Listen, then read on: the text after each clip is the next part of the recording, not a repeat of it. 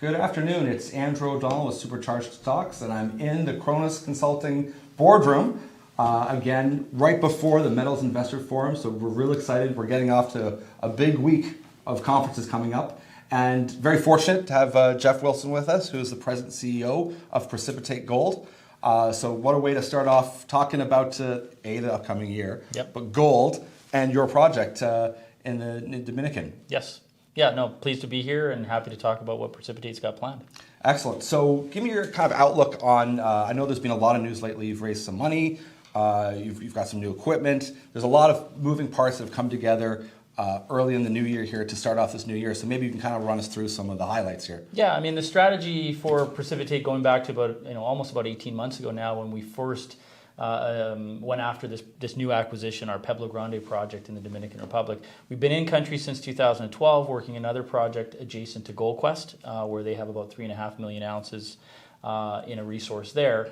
But while they were waiting a permit, we elected to look elsewhere in country, apply our expertise, having worked there for 7 or 8 years now, our team, and we identified a piece of ground that was available in a very prolific part of the country, basically surrounding Barrick's Pueblo Viejo, which is, as you know, one of the largest gold mines in the world. And so that started back about 18 months ago. And so the process to sort of acquire that, negotiate the terms of that, acquire that asset, set out to do our own scientific work and exploration work with geophysics and geochem and mapping, sort of delineate targets, get it permitted, went out and raised some money, and now as we get into 2020, all these things are sort of culminating, and now we're sort of on the cusp of starting to execute and get the drill string. That's excellent. I mean, what a time too. I mean, because gold is getting a lot more attention, which is starting to stir up the whole mining sector as well. And for those that are watching as well, check out the website to take a look at the team, because one of the checklists of things I look at is jurisdiction, is the right commodity, which gold, as we know, is really hot right now. You've got the team. You can talk about it a little bit maybe, but also maybe touch on the jurisdiction. We touched base on that a bit. You've got your permitting already, but you're kind of saying how it's an easier working environment there. It is, yeah. It's a great place. I mean, it is, as you and I talked a little bit before the interview here. It's there's not a lot of competition. There's not a lot of other junior companies operating there, but there are major companies. And as I said, Barrick is operating one of the, I think it's the 5th largest mining operation in the world. So mining is happening. It's contributing to the economy, and the communities and the politicians understand the benefit of it financially. So there's a streamlined mining process there, and because there's not a lot of other companies working there, we were able to pick up what we think is some very prospective ground, and ground that has in some cases seen some work, but a number of really interesting targets that haven't been tested. So the DR for us has been a wonderful place to do business. On top of that, you've got sort of no seasonality. You're able to work year round outside of a little bit of a rainy season. And so for us, the culture and the business environment there has just been fantastic. That's great. And you were kind of saying, because one of the topics that comes up is, hey, Barrick's been there for a while. They've got a huge resource. Why didn't they get all the land they wanted? Right. They've been there.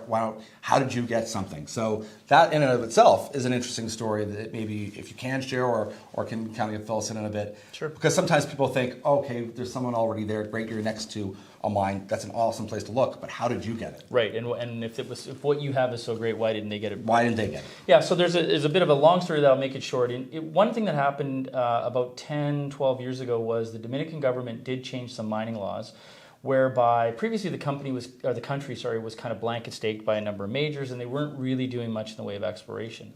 And so the government did impose a new policy to try to initiate some exploration, which was any one company could only hold 30,000 hectares. So even major companies were relatively restricted to what priority land they held onto. Whereas in a place like Nevada, let's say, you would just blanket stake as far as you could see and secure all the ground for a rainy day. The other thing was when Barrick acquired Pueblo Viejo, it had previously been operated by the Dominican government, and it was a nationalized operation. It turned into a bit of an environmental disaster. They were forced to shut down, put it out to bidding process to the private sector. Barrick won that bid, and then sort of cleaned up the environmental mess and reinitiated the operation. When they made that bid, the government again insisted that they only bid on the core piece of ground where the mining operation had already been. So they weren't able to acquire the surrounding ground. Other companies picked it up because, again, the government wanted to create competition. They wanted activity. And so that ground that we now have has been held by about 3 or 4 other companies, throughout that duration. And so it's never been available for Barrick to just acquire. And as you and I both know, major companies typically don't go out and just acquire prospective ground as a what if. They'll let juniors, toil around and, in often cases, sort of blow their brains out. Yeah. But if they find something, the majors are happy to sort of come in and pay for it once it's sort of been identified and de-risked.